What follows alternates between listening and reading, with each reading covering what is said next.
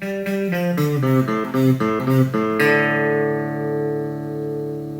to The Human Edge. This week's guest is Payne, OBE. You know that film, Everything, Everywhere, All at Once? That's what this conversation felt like. We covered so much.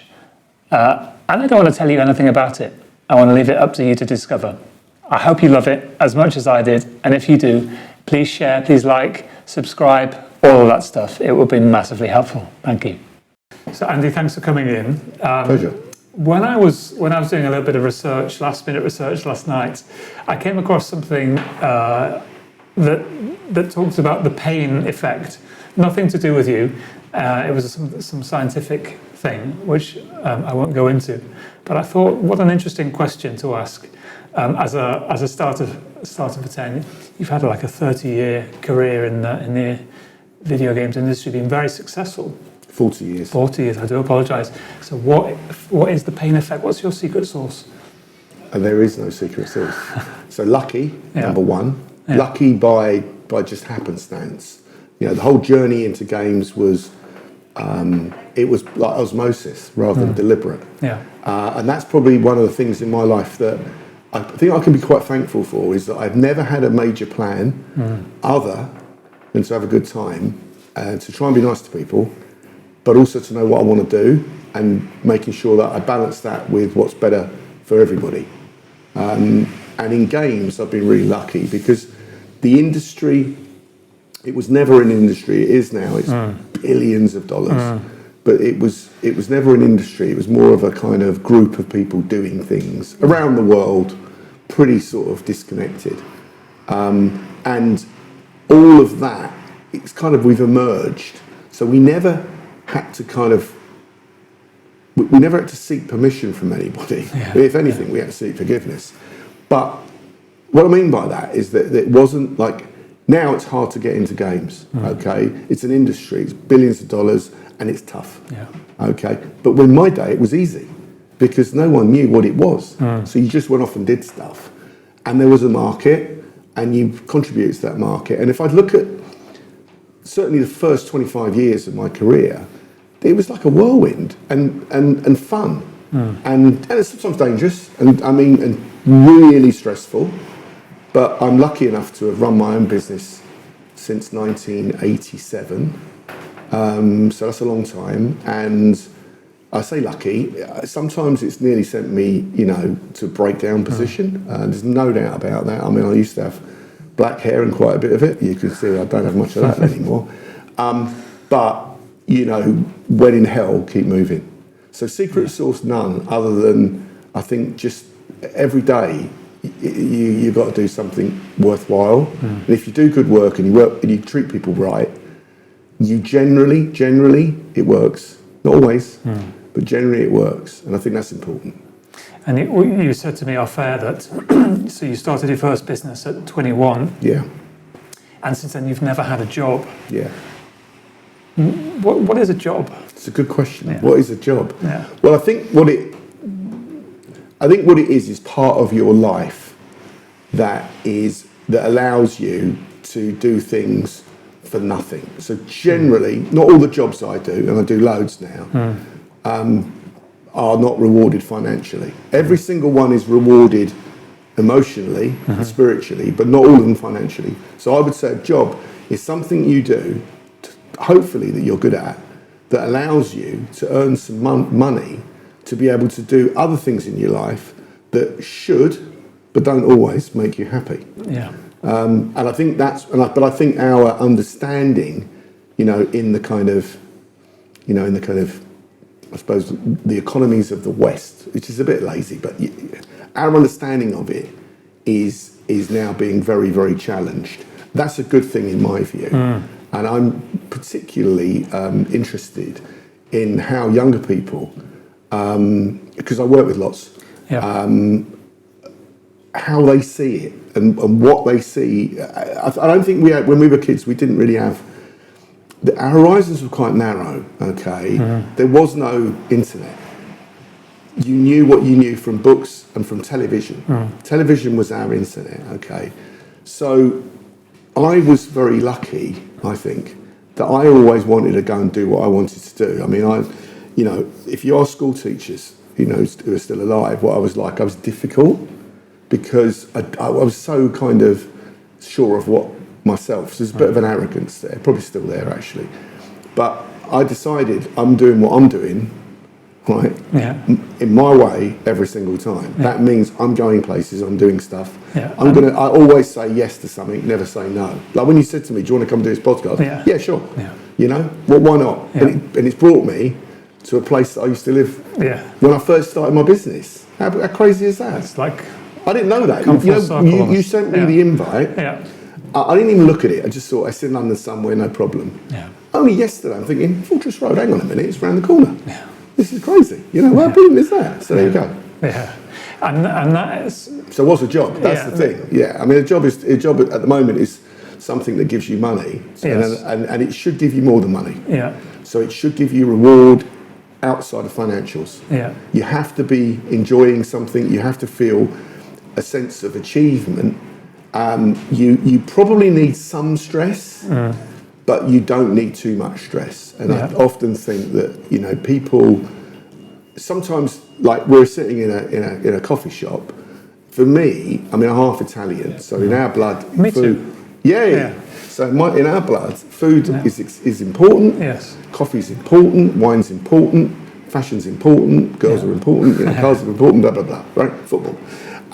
But there's for me, my mother's family all own cafe, in East London, so it's part of the culture. It's part of the culture to serve good food, to serve it at a reasonable price, to ensure that the customers enjoy it and want to come back. Yeah. And that's important. And I think that's don't belittle those jobs. If you go to Japan, an amazing country, quite different in many ways, good and bad. Okay. Yeah. But the one thing the Japanese do is nobody belittles anybody else for the jobs they do. So if you're the person cleaning the toilet, you're respected as much as the person who owns the toilet. Yeah. And quite right so, or uses the toilet. Yes. Okay? Yeah. Quite right so. And I think we probably need to all take a bit more time to respect the makeup of society and all the jobs that need doing. I'm a lucky guy. I can sit in my home office with all my toys and I can do my work, and nobody challenges me. If I had to do what the guy over the road's doing, which is fix a sign in the freezing cold, pouring rain, he can't do his work from home. So we have to respect that not all jobs are in the same place from a definition point of view. Does that guy want to do that job? I don't know. You'd have to ask him. Does he make the best of it? You'd have to ask him. But it's a different job from my job. And I probably get paid more, and there could be a long discussion as to why that is. Yes. Okay. Yeah, and so this is one of the things I was really curious about is you've been in the industry a long time. You've seen a lot of changes in terms of people's attitudes to work. Now, and in my mind, the gaming industry is a young person's industry, and you can tell me right or wrong about that. But what's true, because you've just told me, is that you manage plenty of young people.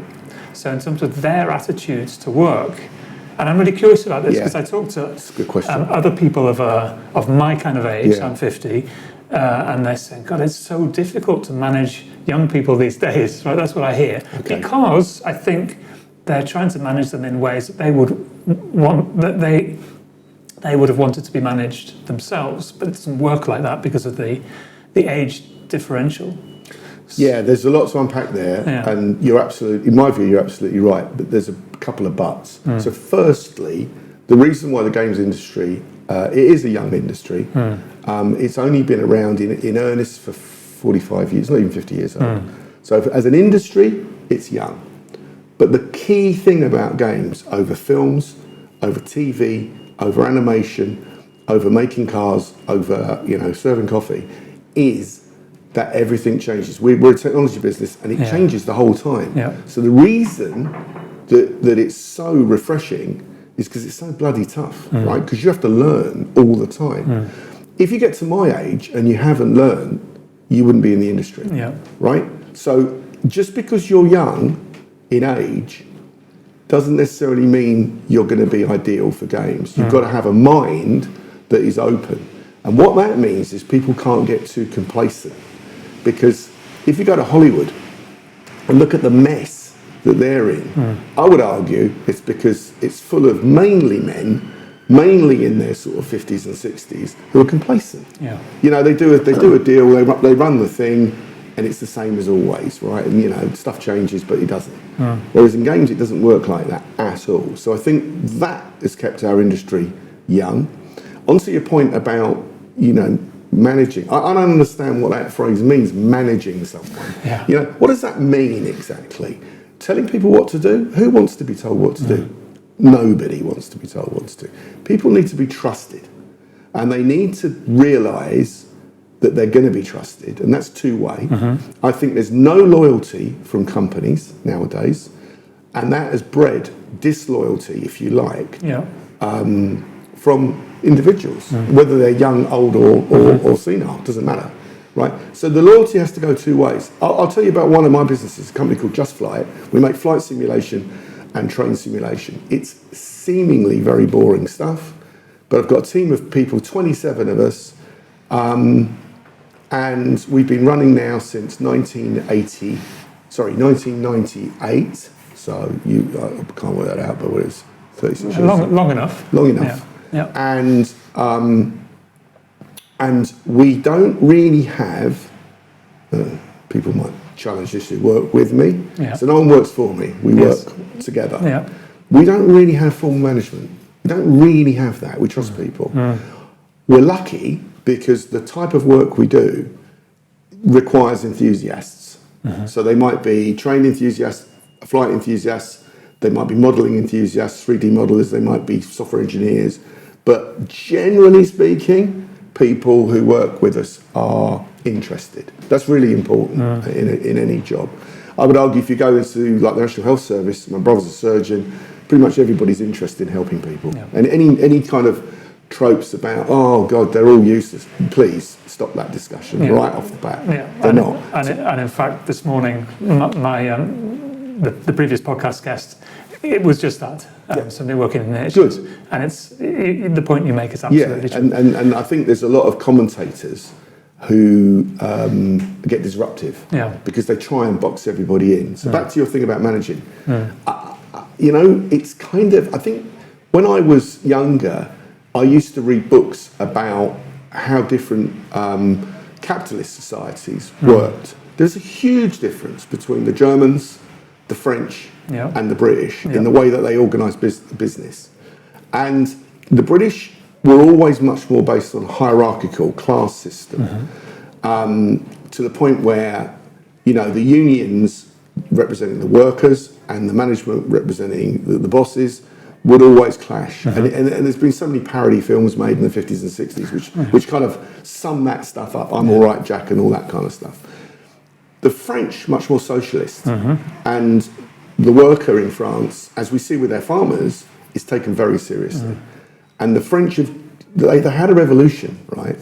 They cut the heads off all of the people that were ruling, and they started again. It's bloody. Arguably, they went back to quite similar, but deep in every French person is an understanding and a respect about political discussion and rights. Whereas in Britain, it's still very much the landowners, the gentry, the class. Germany's somewhere in between. So, you know, before the First World War, the Germans were known for social democracy, and it's one of the reasons why the German hierarchy went to war, was they were shit scared of what was going to happen.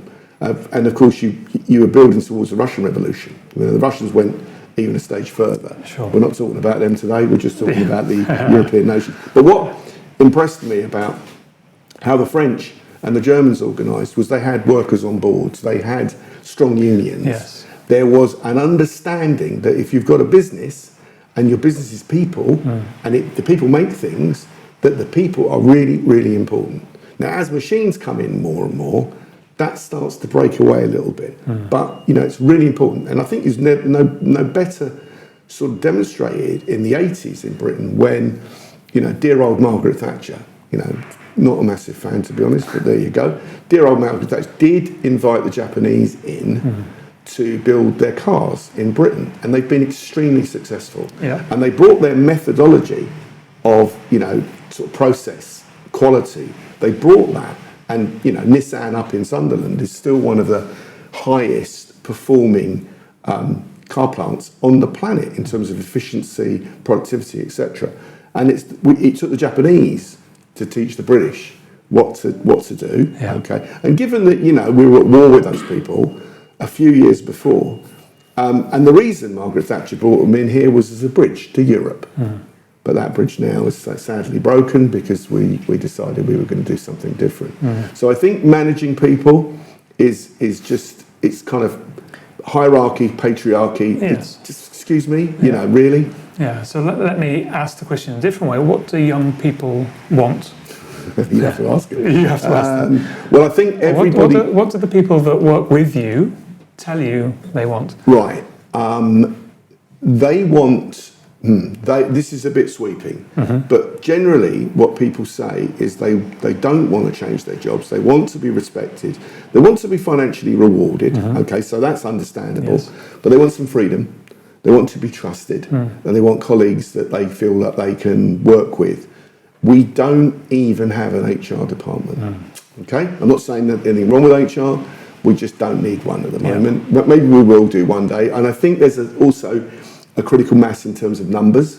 So I think, it's easy for a company of 27 people. Sure. Right? Because they could all fit in this room, be a bit tight. Yeah. But, we're not sort of British Telecom or something like that. So what do people want? They want security. They also want interest. They want to be respected. They want to be part of a team. Yeah.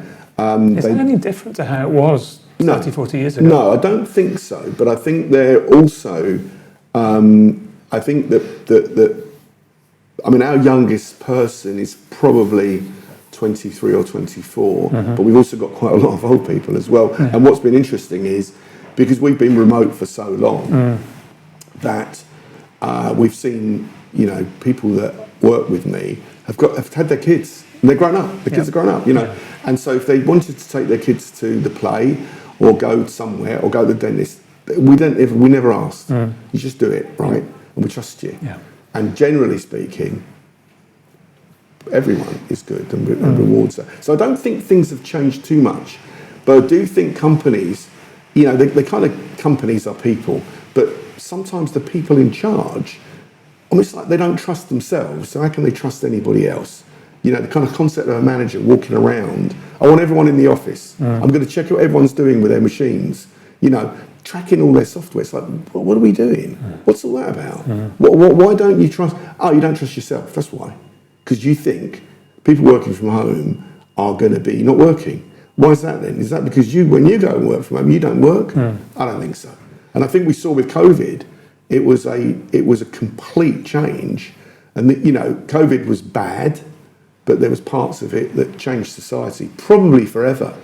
And for me, that asked big questions. We were lucky as a business because we knew how to work remotely, and so that was lucky. We didn't have to sort of do anything. Yeah. But within video games, up until COVID, if you had when you make a game for PlayStation or Xbox or Nintendo, you're working on a platform, and you have to have a specific development kit that allows you to effectively program for that platform. Yeah.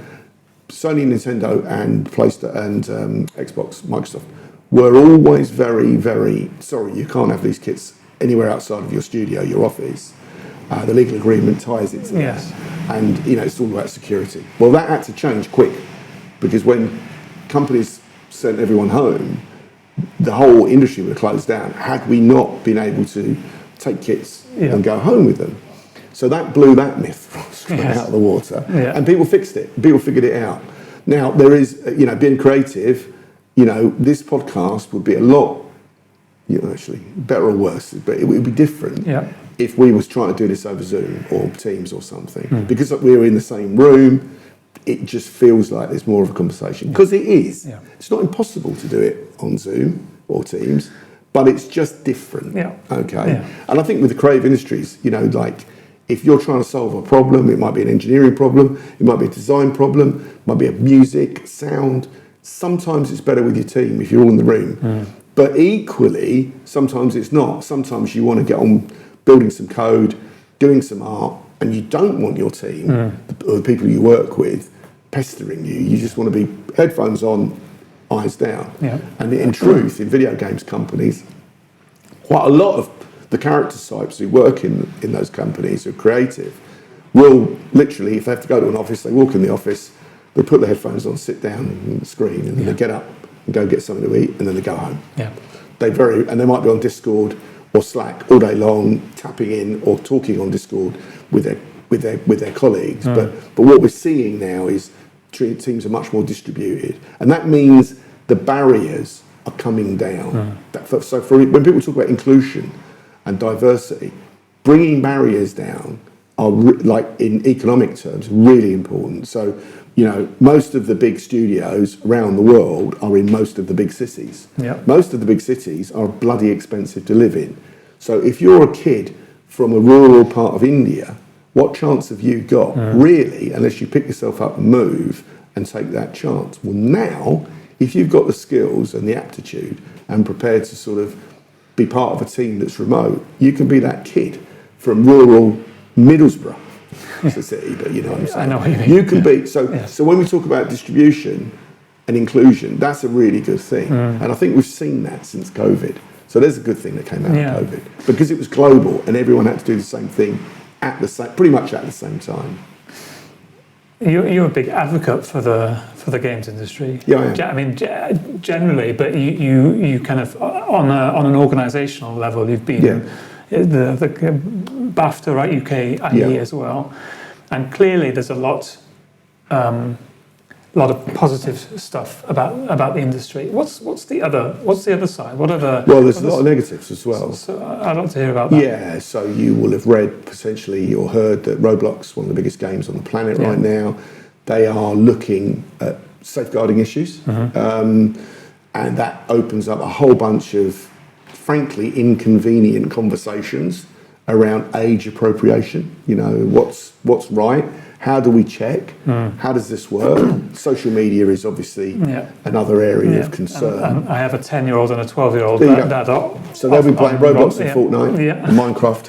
Yeah. Roblox and Fortnite, that's Roblox it. and Fortnite, and then maybe Rocket League or something, or EAFC 24 or whatever it may be. So they will. So the downside is that in those communities, if you're only in those communities, then you're going to miss out potentially on going outside, playing something with your friends, kicking a ball around, whatever it may be, socially being in the same space. Yeah. So you might get really good at communicating online, but you might miss out on communicating in the same space.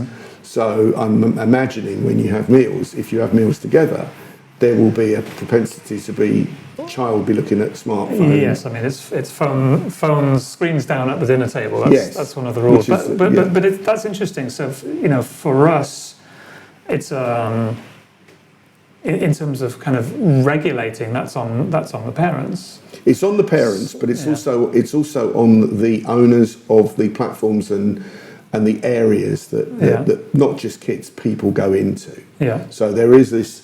It's just different societies, take France, take Germany, take UK as reasonably close geographically, but quite different in the way they order their society. Yeah. Britain is pretty liberal, as in, doesn't want too many rules around what you can and can't do. Yeah.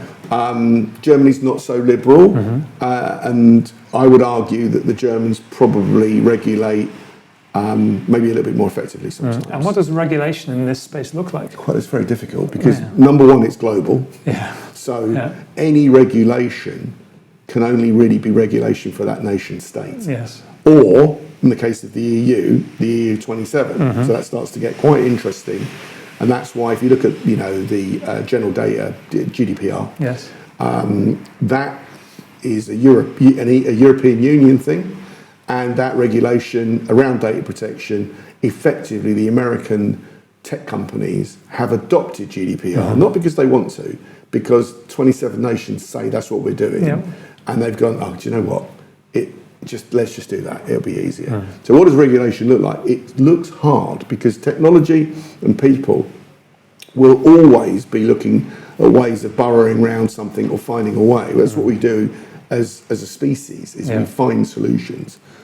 Lawyers and lawmakers will be trying to work out a mix of anticipating what's going to happen, but also looking at what really happens. And that's why, so you've got constitutional law, i.e. what do we think is going to happen? Let's regulate for that, German, France.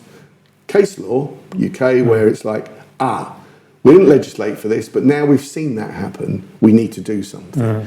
So generally speaking, and then if you've got the constitution approach, then you run the risk of legislating for something that doesn't happen, or something that you never thought was going to happen but did happen. And then you've got to figure out what you're going to do.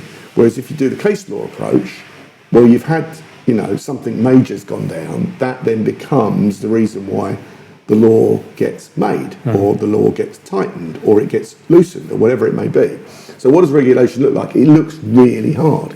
And if you look at the UK Parliament, not every MP has got a legal background. Plenty have, but they are lawmakers, and they shouldn't necessarily all have a legal background. I mean, I'm not saying that, but it's difficult to say, what are you going to do?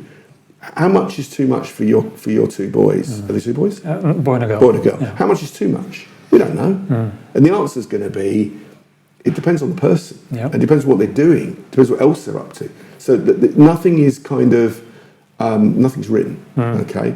And we can get plenty of evidence for failure, but sometimes in the case of children, it's too late. They've had 5 years, and then there's evidence of failure. Well, you can't turn the clock back.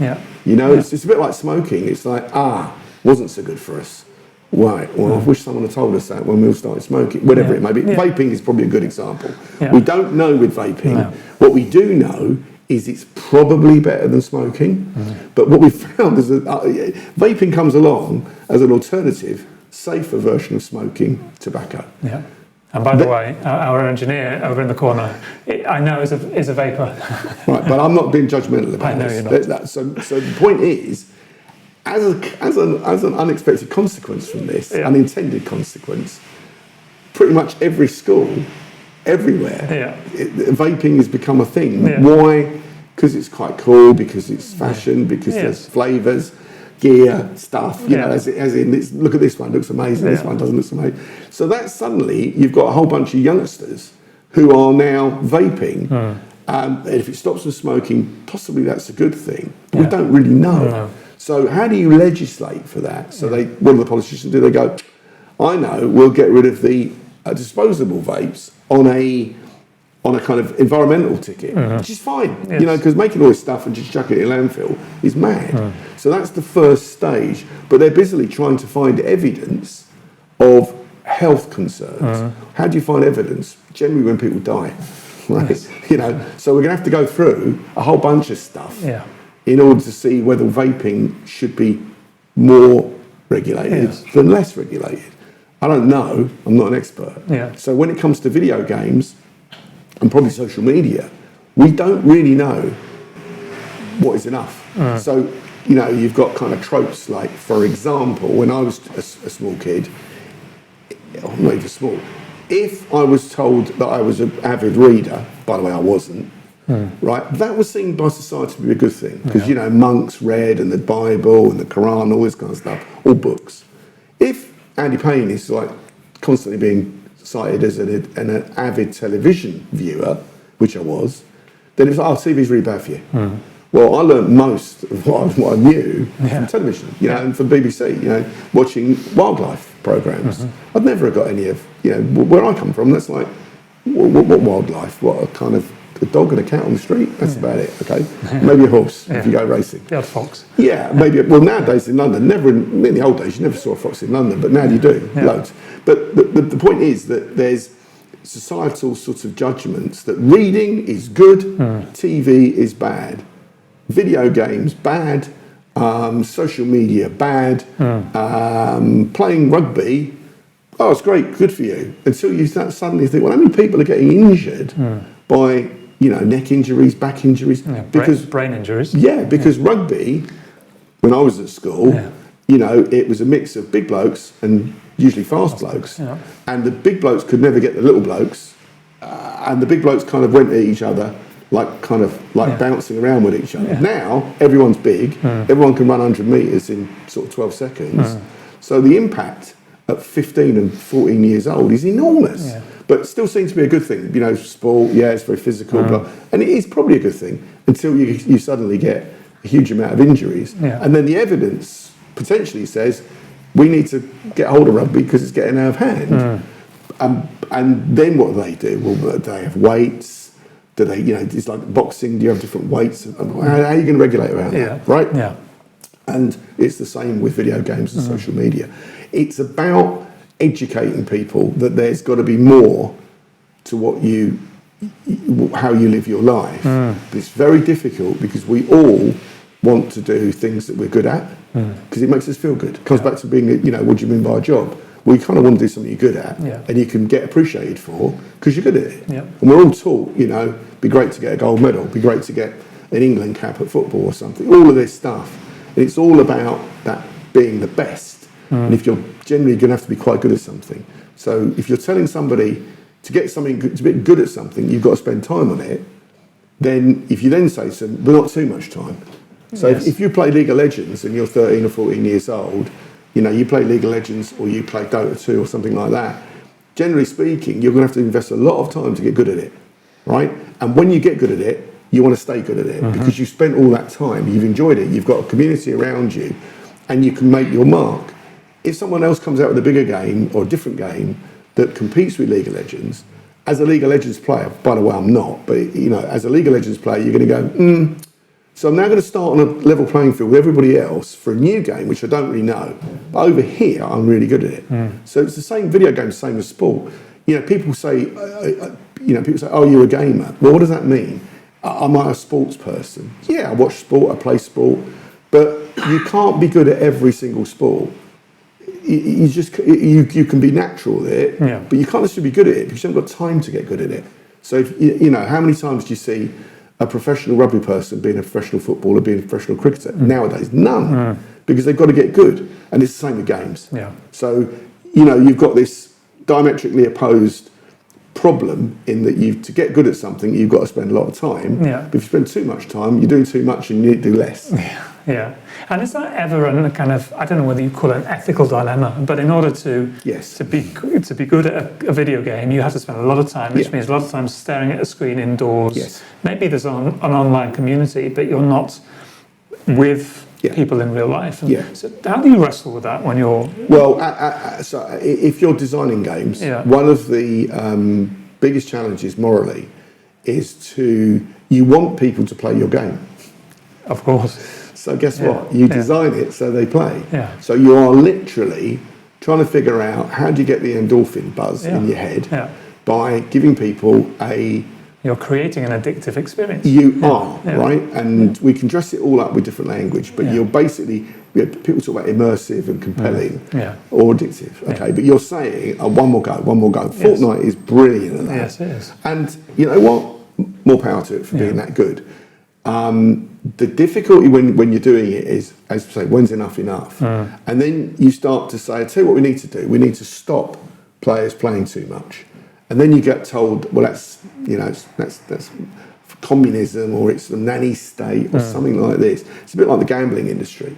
You know, when does it go so much that it's become addiction, and then it's dangerous? You know, I mean, video games aren't necessarily in that zone of gambling, but if you're a father, right, and if you are a compulsive, interested game player, right, as in you might be really interested in playing tennis every 5 minutes, if that gets in the way of bringing up your kids and giving them the right time, that cannot be a good thing for them and probably for you.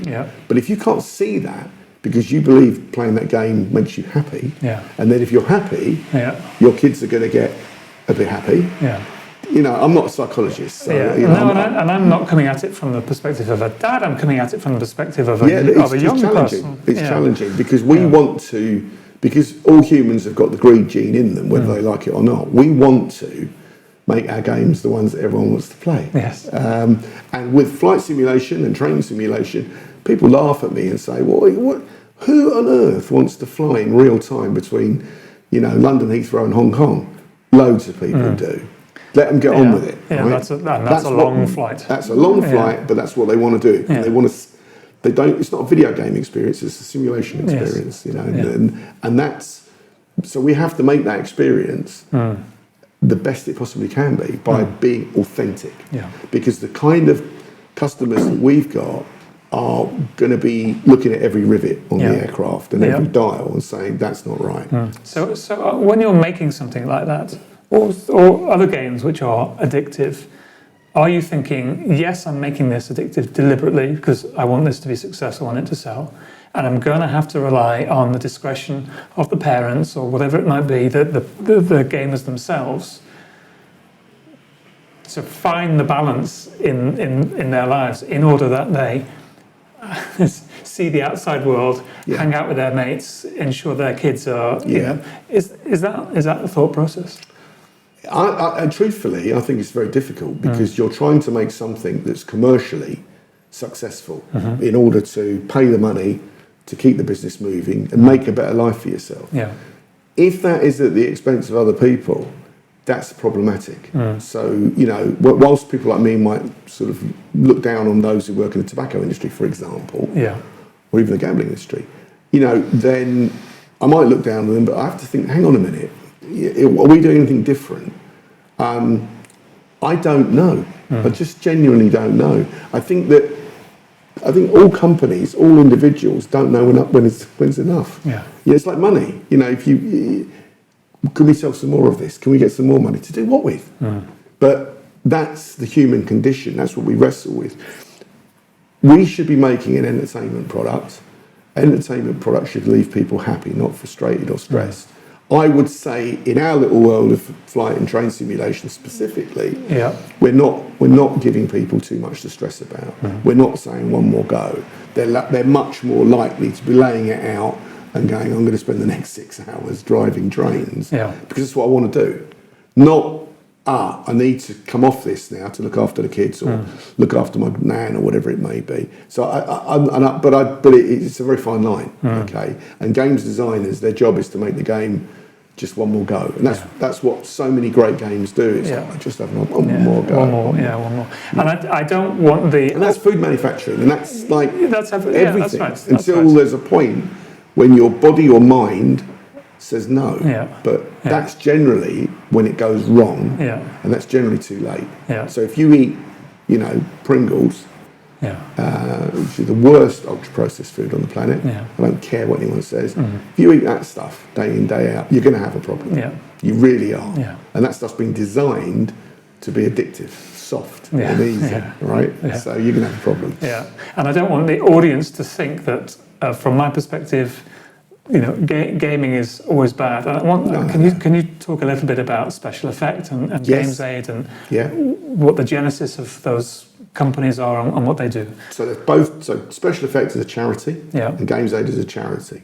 What does Special Effect do? Well, basically, it uses technology in order to literally level the playing field, to give disabled players an opportunity to play with able-bodied gamers and nobody know the difference. So that's by adapting controllers, that's by adapting software, making it more accessible. So in a very extreme case, it might be, most of us will play what used to be called FIFA, is now called EAFC, with a controller, with thumbs and fingers. If you haven't got the use of your hands, and indeed your feet, then a controller that goes into someone's mouth, which looks absolutely painful and awkward, but that player with adaptive technology, controller technology, can actually compete compete very, very well. Amazing. Okay. Eye control. So, we're not far from mind control. I know Elon Musk, but we're not far from it. But eye control, so syncing up to, quadriplegics where there is only the movement pretty much in the eyes. complete locked-in syndrome. You can basically make those eyes line up with icons to move things around the screen. Not sophisticated games as perhaps top players would know it, esports professionals, but certainly, video games as we know them. So what that does is open up a world of fun and excitement and joy to people who have had a lot of restrictions. Yeah. Interestingly, as we go more and more online, one of the things we've seen is that those disabled people online are not even, no one else knows they're disabled. So there's no judgment going on. Yeah. So if you talk to a typical disabled person, they will say, like there's clues. So for example, someone's in a wheelchair, the team at Special Effects will never stand up. They'll always come down to the level and talk on the level, like we are. Yeah. Right? Simple, because it feels it's wrong to do it the other way. Yes. Well, online, if we're playing and one of us is disabled and we don't know that because we've got an icon, then that's pretty liberating for the disabled person because they're not being judged. Yeah. Effectively, they're not being told, "Oh, I'll go easy on you." Yeah, or you're pretty good for some. All of that stuff. Yeah. So that's amazing. Highly in demand. And as a charity, we have to go out and raise money, which we do, to be able to offer support for anybody who asks for it. Yeah. And that is the queue at the door gets longer, and the amount we can do is not so much fixed, but it's slower. Yeah. It's not a scalable business. There's no app that makes it work. Yeah. Each person is a person in their own right with particular needs, and there will be, the occupational therapist will go in and go, right, assess what does Julian want, what does he need, this, and we've got this, but we've got to make that. So that's not scalable. That's not like, hey, we've got X 100,000 users and we're growing at 27% per annum. Yeah. It's like, no, this is much more face to face, frankly. Yeah. So that's what Special Effect does. GamesAid, a bit different. GamesAid is it's a bit like Comic Relief, but much smaller. So GamesAid goes out and raises money and then allows the members of GamesAid, everyone can become members of GamesAid, doesn't cost anything, to effectively vote on the charities that GamesAid's money will be split between. And usually there's 6 charities per annum, but it's very democratic, very open. You could, and as a founder of GamesAid, I always thought, well, are we introducing this element of competition? Is this morally right? And I don't know, it might not be, but it kind of works so that, the charities effectively lobby the GamesAid members. That in itself brings more education, more awareness. And then as an industry, we go and raise a load of money, and then these charities, they can't be big charities, so there's parameters. They've got to be like, when we were around, it was sub 5 million revenue. So smaller charities.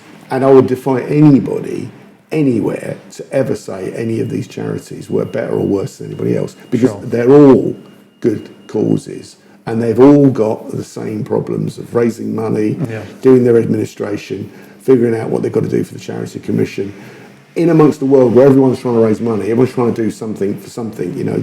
There's kind of foundations and trusts and all sorts of things in the memory of, that kind of stuff. So, they're two different things. And GamesAid has supported, in the past, Special Effect. When Special Effect is now 15 or 16 years old, and GamesAid is coming up now for, 17 years old, something like that. So they've got legacies. And BAFTA is a charity. Most people don't know that. I didn't know that. No, BAFTA is a charity, fundamentally, and has to do good work. BAFTA has upped its game in communication around that. But most people, if you say BAFTA, you think awards, mask, all that sort of excellence, which they do brilliantly, by the way. But they're a charity as well. So these things are good things, and the more of that can offset, not so much offset because that sounds like wrong, but the more of that can be put alongside some of the negatives of games. But there isn't an industry on this planet that if you drink too much coffee, if you eat too much great bread, if you have too much beautiful food, there's not an industry that is ultimately brilliant all the time. Yeah. But there needs, governments should regulate. Governments will regulate generally on the basis of evidence, generally, not always. And industry should accept that, it has to make sure that everything's a measured amount. And I think it's difficult for human beings to, especially when you're bonusing people on wages and stuff like that, and they're built, they've got to go and raise more money or make more profit. If you're just a profit motive, then the worst in human beings generally comes out. It goes right back to the beginning about what's a job, why are people questioning the world we're in? Because they're educated. We're educating as a society to a high level. That has to be a good thing. But when you do that, remember, people will ask questions as to why you do this stuff. Yes, that's right. And that's a good thing. Yeah. And actually, that kind of existential questioning and self-examination is a good thing because why do we do this like this? And tradition, culture, breeding, if you want, in terms of animals, that stuff is there for a reason, and there is science behind it, and there is evidence to suggest that, what my mum taught me, her mum taught her, that's not a bad thing. We shouldn't throw that out as, oh, it's terrible just because it's old. No, but equally you should ask questions. There's a pretty funny story about a grandmother. True, right? Grandmother, she had a particular tin for her roasting of like meat, pork or whatever. And she got the piece and she was cut the ends off this to put it in the tin, And the tin was handed down to the daughter who become the mother, and then the daughter who becomes the mother talks to their daughter and says, and it's like, well, it's Italian, so why did Nonna, it's, I don't know, never asked. Should we ask Nonna? And Nonna sort of goes, yeah. The tin was too small for most of the joints, so I always had to cut the ends off. That's it. Yeah. Nothing to do with no technique. It was just too small. Yeah. And it's like, so that's the reason why we do this. We cut the ends off. So we take the ends, instead of getting a bigger tin and using the ends of the meat, perfectly good bits of meat, we cut them and chuck them away.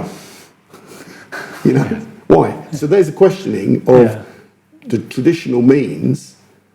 That's a good question to ask, right? Unless you really want to say, but we're using Nonna's tin because it's Nonna's tin. And that's a good thing too. Yeah. Okay? Yeah. That's a great story. Thank you. It's just funny, Yeah.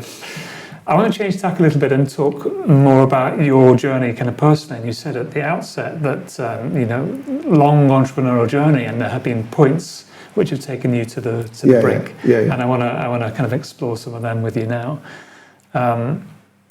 What was if you can think about the worst day, or maybe the worst period of time in your business life, what did that look like? Sort of 2014, kind of November. So what's that now? 10 years ago. One of my oldest businesses was going bust, literally. We had a whole bunch of infighting going on amongst our shareholders, directors, investors. I wanted to leave the business about 2 years before. And I'd always say stupidly stayed, but actually now I look back and I think, no, maybe it wasn't stupid. But because of my own nature and my sort of, slightly paternal approach to some things, I thought, I can't leave it, it's letting people down. If I'd left it, it'd have been great for me, but who knows, the company may have never gone bust. Yeah. But that was very difficult, and I stood with some colleagues all the way to the end, learnt loads, wish I never needed to learn that, to be honest. And what did you learn? Well, sometimes you can't buck the market. In fact, most times you can't buck the market. You can't do it all yourself, and even with your colleagues you can't do it. And sometimes failure, you accept failure as not an achievement, but as a fact, rather than saying I'm refusing to fail. We've been I was brought up never to take a backward step. It's my mother's thing of you don't go backwards, you go forwards, fight all the way. Well, yeah, but sometimes you're wasting your time, And I think the life lesson there was you can't do everything. There are forces around that just mean you're going to fail. That's not a bad thing. It's not a good thing. It's just a thing. Yeah. All right. There's nothing suspicious about it. But if you think banks are interested in supporting you, think again. Yeah. Okay. Yeah. And they never did say they were interested in supporting this. They're interested in lending money, but they want that money back. Yeah. Okay. And I'm wondering, because you were the business owner, and so responsible. I don't know if you saw it like that, but responsible for the people that were working with you. Yeah. And was that the hardest? Well, you're not only responsible for people working with you. And then there's the suppliers. You've got the suppliers, customers. big things. Yeah, suppliers definitely. Yeah. Yes, it really preyed on me, but I can be proud of the fact that when we did go bust, went into liquidation, I, be careful what I say, but I looked after the suppliers myself. So I cleared out anything I had, that was all cleared out. Wow. So I went back quite a bit in terms of my ability to have any money. Yeah. So you, if I'm using the word, not you, but you sacrificed yourself financially in order to make the... Yeah, because I'd made money out of the business. Yeah. So it was time to put that money back. And some friends had loaned money in the 2 years previously. Proud to say everything's been paid back. Yeah. So, it was difficult and I'd never want to do it again. But you can't have any regrets. Yeah. It is what it is. Since then, I've become a little bit more cautious about what I will get into and what I won't get into. I don't want to work with people I don't like, but you don't know that when you're in early days with people. It's difficult, right? So you have to give people the benefit of the doubt, but you've also got to look for the warning signs. And sometimes often you don't know, but you don't know how a person's going to react until the shit hits the fan. Yeah. And that's when you really see a person. Yeah, and people are conditioned to look after themselves because that's a survival gene. We've got gene and survival, they're quite sort of the same really. And so, it's difficult. And I would never judge people for looking after themselves because it's quite natural. Yeah. If you see in any human disaster situations, nobody really is orderly forming a queue, even though they think they are. They're scrabbling for the exit as quickly as they possibly can, and they don't really care too much about anybody else, especially if there's no if you're in a kind of military operation and you've got your pals with you and you've grown up together and you've trained together and you've fought together, it could be different. Yes. But if you're in a theatre and it's burning down and you've got your wife and kids, they're the people you care about, really. And I wouldn't judge anybody for not doing that. I just wish people would be a little bit more considerate. But they can't. When all of that forces against people behave. They say they behave irrationally. I think it's rational to behave, to look after yourself. Yeah. Because it's in us. Yes. And our optimism is another thing that we have to be careful of. Yeah, our optimism about ourselves. We all think we can do anything. We all think we can live forever. We all think that, that smoking or drinking or doing anything else is not apply to me.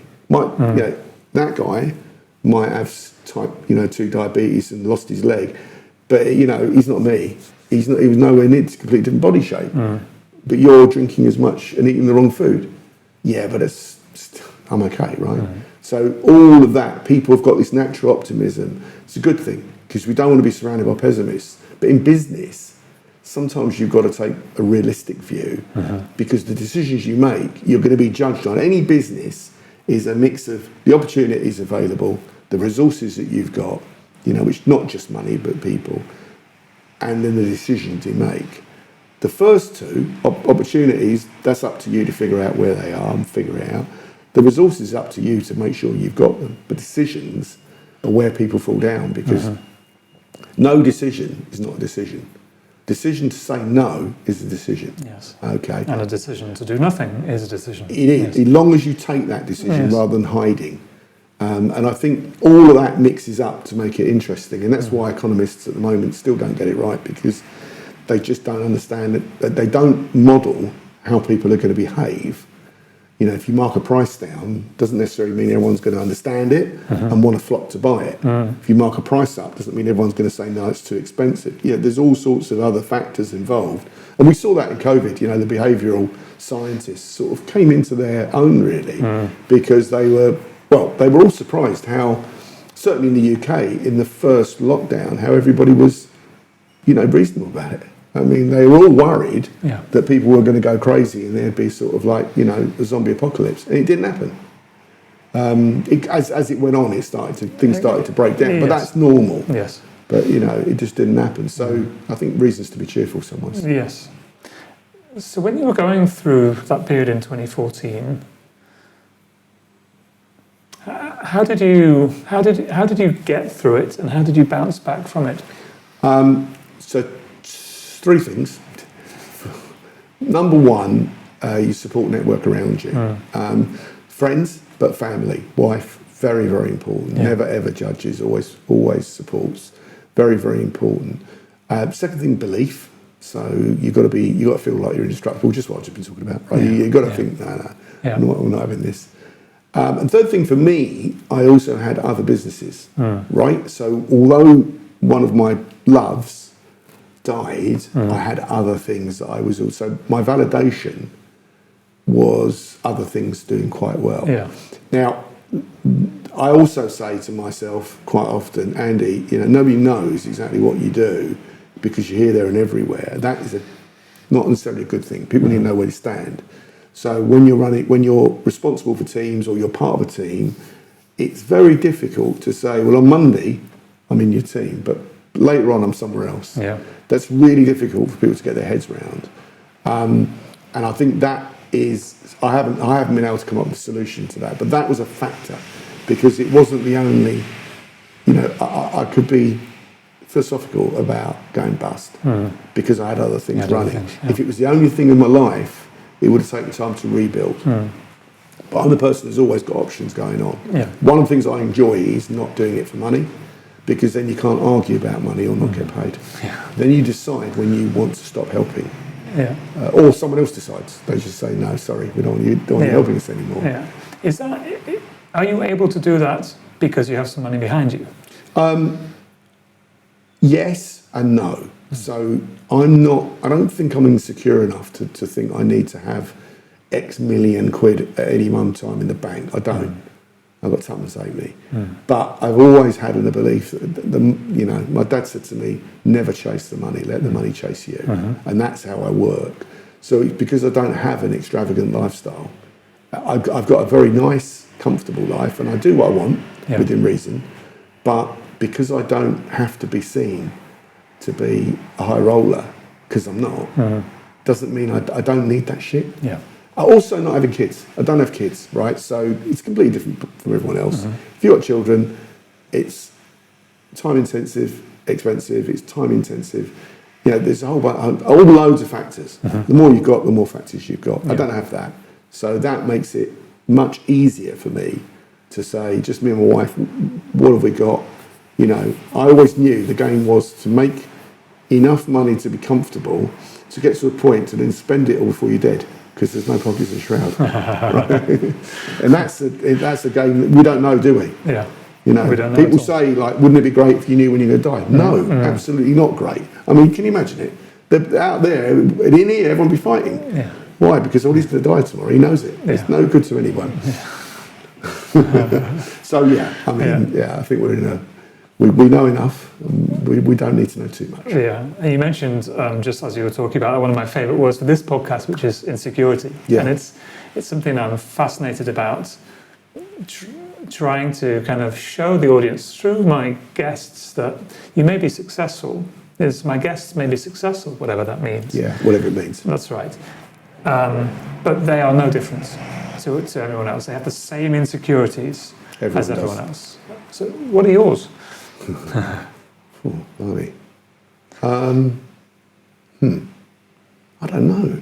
I don't really know what my insecurities are. I've always been quite confident in my own ability, but I'm also confident in other people. And I can walk into any room, I think, anywhere in the world and have a chat with people. Generally, football was a great opener. Yes. Anywhere you like, all over the world watching England since '82, every single tournament. You know, Euros and World Cup watching England, and it's been dangerous in the old days. And I've always had conversations, always meant to get on with people. You know, I ended up in hospital a couple of times, but that's what happens when you're young. But insecurities, I don't know. I think I'm actually not very social, and I've never Which is really interesting. Just Yeah, I'm thinking not about very that social. right now. So, No, I'm not very social. but what does that mean? Well, in it means I don't. You, I'm you don't quite. like you don't like a party. I do and I don't. Okay. Right. So I was an only child for 6 years of my life. Then my brother come along. Yeah. You spoiled it. No. My brother's brilliant. Yeah. But I learned quite a lot about my own space. Yes. So people, used to come around our house as a kid.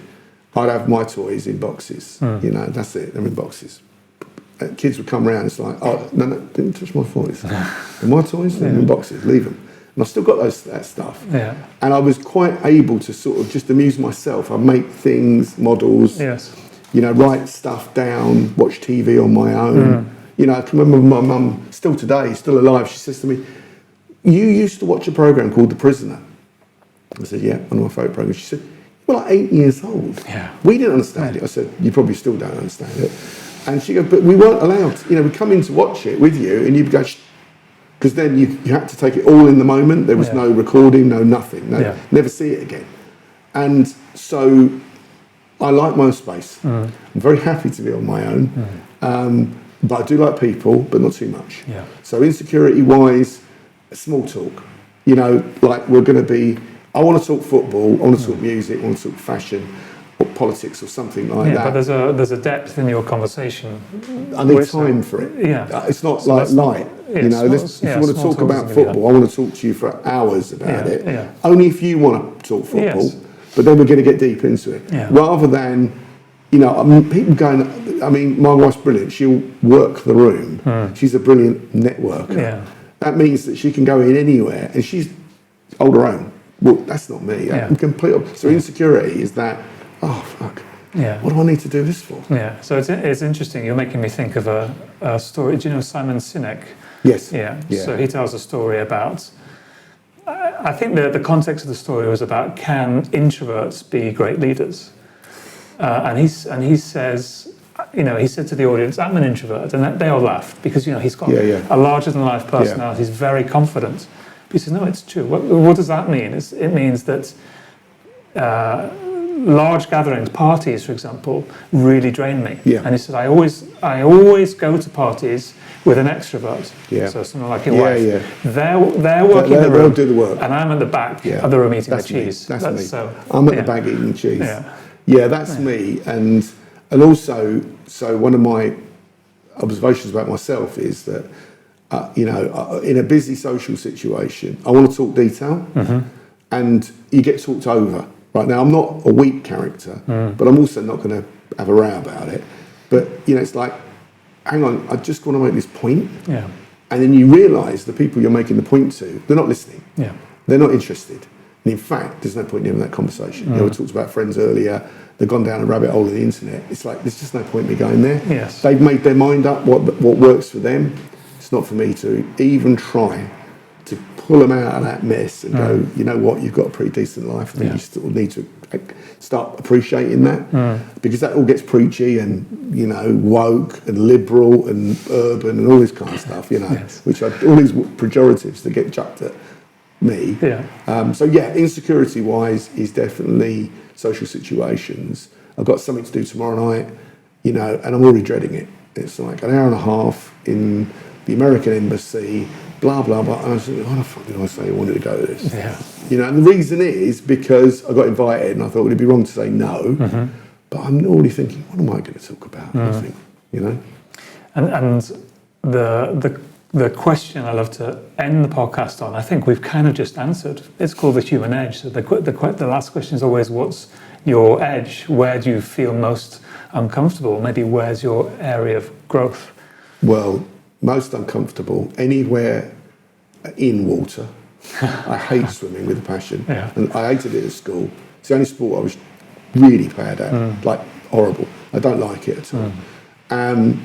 Do you actively seek situations like that out, which challenge you? I used to, but I gave up. And the reason I gave up was when someone said to me, if you spend 10,000 hours or something, you can get great. I'm thinking, 10,000 hours in a swimming pool? No, thanks. Get out of here. No, thank you. I'm not interested. Where's the edgy stuff? like with football, I always go and sit. Like if I go away, I go on my own, albeit we might travel together. Yeah. I'm off, and I'll go and sit, I'll get a ticket in the home crowd as an away fan. And people say to me, "Oh, do you talk to?" Yeah, I talk to everybody. Yeah. You know, you're in Liverpool, you're in Newcastle. They know you're not. Yeah. You're not Liverpool. Well, actually, nowadays, Liverpool or Newcastle fan. And before you know where you are, you struck a conversation. I've never had a problem in my life because I'm on my own. And I'm a nice bloke, and I'm no threat to anybody, you know. And I'll stand up for myself if I need to, but we don't need to go to that, you know. It's just like everyone calls. So, is that edgy for you? Or maybe it used to be when you first started doing it. Definitely, yeah. Well, yes and no. Is it edgy? I'll always push myself to get, you know, like if we need to get in somewhere or get a ticket or something, I'll always get it. Yeah. And that is a confidence on the outside, but on the inside you're thinking, okay, no, not again. Why do we go through this? You know, it's like last year at the Euro, or this year at the Euros, you know, I when I went, took my wife and everything else, we had a great time. But, you know, she said, have we got tickets? I said, yeah, don't worry about it. meaning no, but and then underneath you're working all the angles and making sure that you're not paying, you know, favours from the old days, blah, blah, blah, blah. And, you know, it's like, Kirsty goes, I don't know how you do it. I said, nor do I, but we'll do it. We'll always be there. Yeah. So there is an edge there, but my confidence says we'll do that. Yeah. Put me near a swimming pool. Yeah. Edge. Oh, I mean, I'm sweating thinking about it. Yeah. And in the business context, then it's events like tomorrow night or tonight. Yeah. I mean, the business stuff, I'm much more comfortable. I've learned my way around. I'm decent at maths. As a schoolboy, I've learnt my way around accounts. I understand legal contracts. I think I can understand people. I'm never a sales guy, ever been sales at all in my life. And marketing I've got a healthy dislike for, because I think it's lying personally, but there you go. But yeah, and working with creative people is challenging because they're creative. That's what they are. Yeah. So they're not going to do things necessarily in a straight line. They're certainly not going to work to a plan because half the time they're making it up as they go along. But that's why you get great things happening. Are you not creative? Yeah. I've done some creative stuff in my life. Yeah, definitely. Yeah, you can't be an entrepreneur for 40 years without being creative. No, I am definitely creative. I was always creative. I used to love art, music. Writing, you know, and talking and stuff. And yeah, I mean, I know definitely. I've got ideas. I've always got ideas. Yeah. But in business, I think top lawyers are creative. Yes. They've got to understand. I mean, the respect I've got for the legal profession, that's grown over the years by seeing it up close. They've got to understand how to have that argument, how to frame that position. Politicians are creative. They've got to be. Yeah. It's a difficult job. No one's going to give them the time they need to fix stuff. So they've got to come up with something else to kid those people that they're fixing it, whilst in the background they're trying to fix it, you know? Yeah, that's right. I mean, we have, I think, societally, we think about creative people, we think about artists and, you know, poets and writers, but creativity means so much more than that. It does, and in business, it's like, what problem are you trying to fix? Yeah. What service are you trying to give? Yeah. How's your service going to be better than somebody else's service? I mean, if you're, you know, we're in a coffee shop and a bakery, how many other coffee shops and bakeries? So are we in competition? Yes, technically, but are we also working alongside? Yes, technically. You know, the parasitical geographical social theories of you've got 3 coffee shops all in a row, but it gives the customer choice. Yes. And hopefully creates a bit of a buzz, so people go, there's 3 coffee shops. If we don't like one, we go in the other one. And that's how it works. So you know, I think that we try and ram everything into binaries all the time. And I think that's difficult, you know, the 1 or 0 approach, which comes right back to what we do for a living in games. Yeah. You know, programming is all about binary, right? And when you deal with the top coders on the planet, sometimes my job is to try and help them understand how the human race works, because human race is not binary. No. And coding, great coding is real clear. And it's why, you know, those on the autistic spectrum are particularly good at some of these things, because their brain is wired in a way to work like that. Everyone's got different brains. They're all wired differently. There are patterns, and you just don't know who you're going to bump into. Except, remember the golden rule. Not a pleasant one. 10% of the population are psychopaths. You need to find them out quickly and avoid them like the plague. because they're a nightmare, right? And they can, sociopaths, psychopaths, are all over their side. It's like, oh my God. So only by failing do you realise who those people are likely to be. Yeah, and what a note to end the conversation on. There you go. Andy, thanks so much for coming in. Pleasure. It's been a blast. Absolute Cheers. pleasure.